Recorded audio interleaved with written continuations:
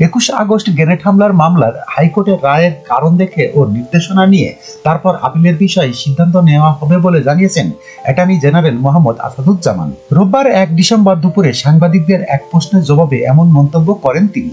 হাইকোর্টের রায়ের বিরুদ্ধে আপিল করা হবে কিনা জানতে চাইলে গণমাধ্যমকে অ্যাটর্নি জেনারেল বলেন, রায়ের কারণ দেখে ও নির্দেশনা নিয়ে তারপর সিদ্ধান্ত নেওয়া হবে। আপিল করা উচিত বলে মনে করি। এদিন 21 আগস্ট গ্রেনেড হামলা মামলায় বিএনপির ভারপ্রাপ্ত চেয়ারম্যান তারেক রহমান, সাবেক স্বরাষ্ট্র প্রতিমন্ত্রী লুৎফুজ্জামান বাবর সহ সব আসামিকে খালাস দিয়ে রায় দিয়েছে হাইকোর্ট। একই সঙ্গে এ মামলায় বিচারকী আদালতের রায় বাতিল করে দেওয়া হয়েছে। বিচারপতি AKM আসাদুজ্জামান ও বিচারপতি সৈয়দ এনায়েত হোসেনের বেঞ্চ এ রায় ঘোষণা করেন। যখনকার খবর তখনই দেখতে চোখ রাখুন সুন 24 টিভিতে। চ্যানেলটি সাবস্ক্রাইব করুন।